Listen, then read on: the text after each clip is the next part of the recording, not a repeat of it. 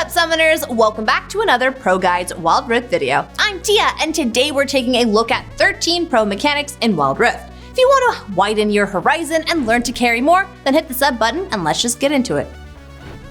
With the current rise of Fiora, it's very important for all of us to know about the little details. As all of you already know, you can block all negative incoming effects including damage, summoner spells, and CC with Fiora's second ability. But there's a secret that nobody told you about. You can combine her first and second ability. This way, your second ability is cast while you're dashing. Utilizing this can be especially useful when you're facing very telegraphed crowd control. Doing it correctly lets you pick up an enemy Lulu's polymorph ability and turn it into a mobile stun. Do your best to catch your enemies off guard with that, as it grants you an insane advantage when you're able to make use of it. This trick will only become better over time as more and more champions will be released. Keep an eye out for champions with stationary CC and think how you can ruin their gaming experience.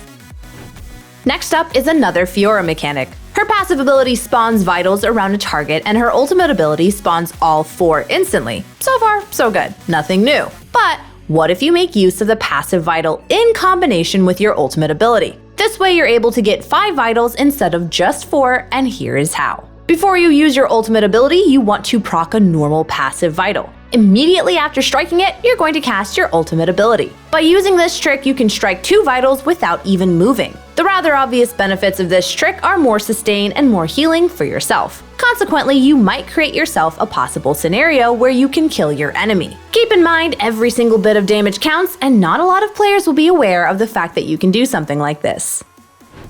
Even after the recent ALISTAR nerfs, he's still a champion that can go crazy, especially if you build SUNFIRE AEGIS. The cow can beautifully utilize its effects as he loves going in. With the unique effect of SUNFIRE, you can deal absurd amounts of damage to the entire team while gaining insane defensive properties, and don't forget, the longer you're inside the enemy team, the more damage you'll soak and deal.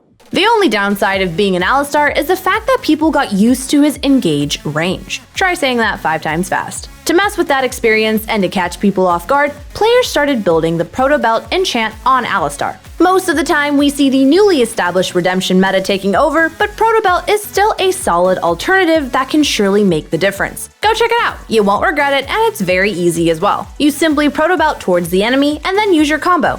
Easy, but deadly.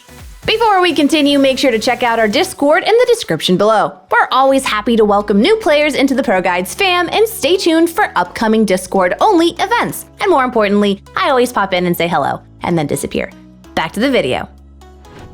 Galio made his heroic entrance some time ago and reigns supreme. His base damage is just absurd, and his teamfight impact is overpowered. Overall, he's a more than sturdy mid laner that, for whatever reason, hits harder than a fed Katarina. You're probably all used to his basic combo to engage a fight, but what if I told you that you can make use of his third ability in a more creative way? Upon casting it, Galio jumps back before dashing forward, so if you're ever in a very close range encounter, it would actually be more beneficial for you to cast it backwards. By casting it into that direction, you're CCing the enemy faster than casting it normally. Once you get very confident in your abilities, you can even mix in your flash into that combo, making your third ability some kind of an undodgeable instant CC. After speaking about so many dashes and movement abilities, it's time for a champion's ability that stops all movement. Jinx as a champion is a very immobile ADC that needs her high range to get things done in a fight. However, once she becomes excited, the fight usually ends soon after. If you want to survive as a Jinx into champions such as Galio, Akali, and ALISTAR, or basically anything that can dash onto your head, you have to be very smart about using your third ability. Those chompers stop all dashes and movements and help you survive bad situations. More than that, you can even create pressure with their help in your laning phase. Imagine that you're playing into an ALISTAR, therefore you already know he wants one thing and one thing only: to combo you. By placing your chompers in his way early enough, you can just bully him. Potentially, you'll create an HP advantage that possibly leads to him being unable to engage. Alright, we're about halfway through, so it's time for our question of the day. What is your personal favorite mechanic that you think nobody knows about? Let me know your answers in the comments down below, but let's get back into the video.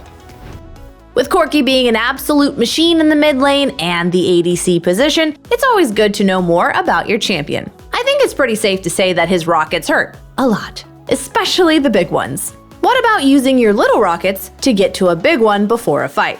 Let's say you just reset to pick up your package at minute 4. There's a fight incoming and you can prepare yourself in the best way possible. You can recharge the rockets you waste safely before the fight breaks out and have a very strong one ready in order to poke the enemy team. If you deal enough damage with that rocket, you may also look for a good old barbecue with your package. Believe me, that spell hurts a bit too much, and the best thing about it is they can't really move if they're on top of its trail. Ziggs is getting more and more popular as he's just a menace for the enemy team. No objective can be taken that easily as long as he's alive and has his ultimate ability ready. More than that, he can also prove to be quite the annoying laner to face. His entire kit is centered around skill shots, and we all know that it's kind of hard to reliably hit them all the time. What if I told you that you only need to hit one to hit all? By using your second ability, you're going to displace the enemy. Thanks to the auto-aim feature of Wild Rift, you just have to press your skills with the right timing and at least your first ability is going to hit. Guaranteed. To make it even more obnoxious, you can lay out your minefield instead and use it slow to guarantee your first ability's hit. Here's the sequence. Throw your second ability, detonate it, wait for the target to land, and then throw your abilities at him. You have to be quick and your timing needs to be good for it to work, but if you get the timing right, it's going to be a huge chunk of damage. As a champion, Xayah is overall a really nice fit to the Wild Rift. Her ability to control space in a team fight thanks to her feathers is unmatched by any other ADC in the game. But there's some little tricks that will help you set up plays in the future. You can actually fast root enemies by sequencing your spells in a specific order. Activate your second ability, attack once, then use your first ability. Immediately after pressing your first ability, you have to cast your third ability. It might seem a little delayed on your screen, but even if the feathers come back in a weird-looking manner, it's still going to root them if you got the timing right. The slower variant of this combo is using your first ability, an auto attack, and then your third ability. This fast combo is especially useful if you have a support that grants you either movement speed or some form of CC.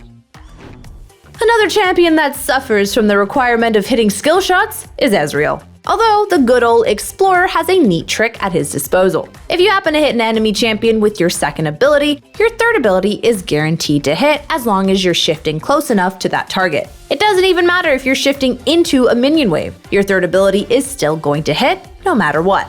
Especially for laning, this can make a big difference. Usually, Ezreal isn't considered to be a very good laner until he's scaled. Before reaching 3 items and successfully evolving his Manamune into Mira Mana, he's not the greatest, unless you are very good at playing him. Similar to that, his laning phase is very dependent on you being good. Knowing how to make the best use of his kit is paradigm to an early game lead. Therefore, finding an opportunity to attach your second ability to an enemy and to blasting him with your full combo is something you have to actively look for. If you miss out on that, you'll put yourself in a situation where you're more dependent on your team than you probably want to be. With Yasuo falling out of the meta for quite some time, it's natural to forget certain properties of that champion. To remind you of why he's so obnoxious to deal with as a ranged character, his second ability blocks all incoming projectiles. However, there's a champion that by definition shoots out projectiles with his Gatling gun, but still shoots through Yasuo's wind wall. Dun dun dun, it's Corki! Corki's third ability, for whatever reason, appears to be shooting through it. We don't know if it's a bug or if it's intended, but it can help you gain an additional advantage, even if it appears to be a very minuscule one. A lot of champions have the ability to cancel the abilities of other champions. Nevertheless, there are champions that once they reach a certain point in their animation, become unstoppable, similar to a Malphite using his ultimate ability. For some reason, Riot Games made an undocumented change to Rakan on PC League quite some time ago, where they've made Rakan's second ability uninterruptible once he reaches a certain point in his animation. This change also transitioned to Wild Rift. The moment a Rakan is already on top of you with his second ability, there is no way you can stop him anymore. Even using your headbutt as ALISTAR wouldn't do anything. You deal damage to the Rakan, but he wouldn't move an inch. Just being honest here, it looks super weird and might catch many people by surprise because it just seems wrong. It just looks wrong and it feels wrong. Next up is a champion that really isn't seen too many times. Singed as a champion struggles a lot due to his lack of damage and is mostly dependent on the enemy screwing up in lane rather than winning through his own strength. His signature move is running around and dealing damage to his enemies by leaving a poisonous trail behind him. There's also a secret mechanic to his passive ability. Nox's Slipstream grants Singed a huge burst of movement speed when he passes champions. If he drafts off an allied champion and this allied champion participates in a takedown shortly after, Singed will be granted assist gold. We don't know why and for what reason that happens, but it's surely a welcome benefit for any Singed player. Trust me, they need the gold.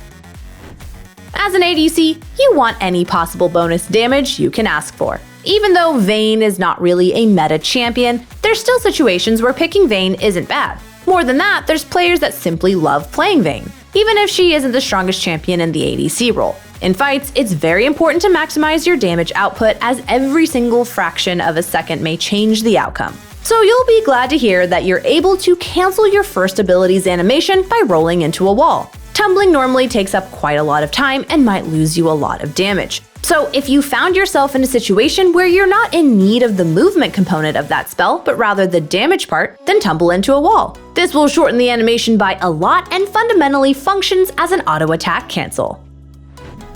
I know there's gonna be a couple of you out there who are like, I already knew all of these videos, you're useless, but hey, at least you got to hang out with me for a bit. And for those who did learn something new, remember to like the video and sub to the channel for more Wild Rift content. Make sure you say hello to me on Instagram, because I like to say hello back, and send me memes and I can post them. Okay, bye.